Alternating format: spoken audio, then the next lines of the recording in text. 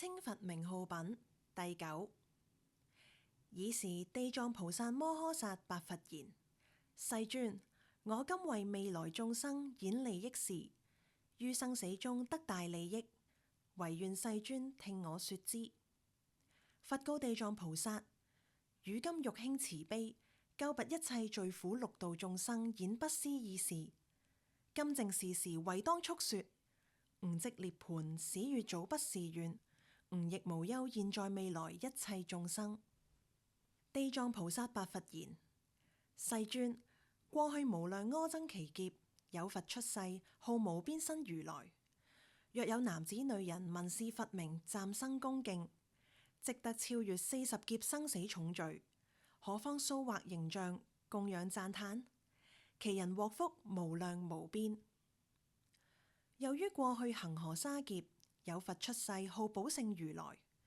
若有男子女人聞是佛名，一彈指頃，發心皈依，是人於無上道永不退轉。又於過去有佛出世，號波頭摩勝如來。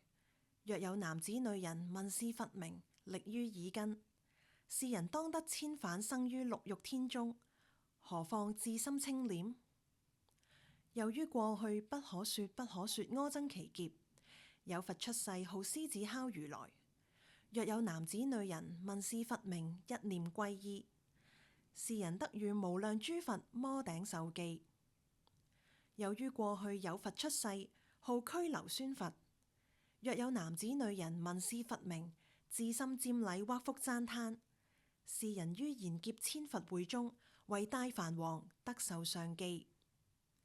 又於過去有佛出世，號毗婆尸佛。若有男子女人聞是佛名，永不墮惡道，常生人天，受勝妙樂。又於過去無量無數恆河沙劫，有佛出世，號寶勝如來。若有男子女人聞是佛名，不竟不墮惡道，常在天上，受勝妙樂。又於過去有佛出世，號寶相如來。若有男子女人聞是佛名，生恭敬心，是人不久得阿羅漢果。又於過去無量阿僧祇劫，有佛出世，號袈裟床如來。若有男子女人聞是佛名者，超100大劫生死之罪。又於過去有佛出世，號大通山王如來。若有男子女人聞是佛名者，是人得遇恆河沙佛廣為說法，必成菩提。又於過去有淨月佛、山王佛、智勝佛、明淨王佛、智成就佛、無上佛、妙聲佛、滿月佛、月面佛，有如是等不可說佛。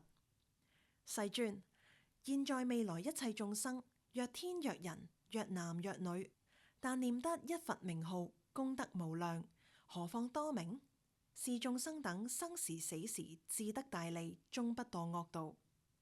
若有臨命終人，家中眷屬乃至一人，為是病人高聲念一佛名，是命終人，除五無間罪、餘業報等，悉得消滅。是五無間罪雖至極重，動經億劫了不得出。成師臨命終時，他人為其稱念佛名，於是罪中亦漸消滅。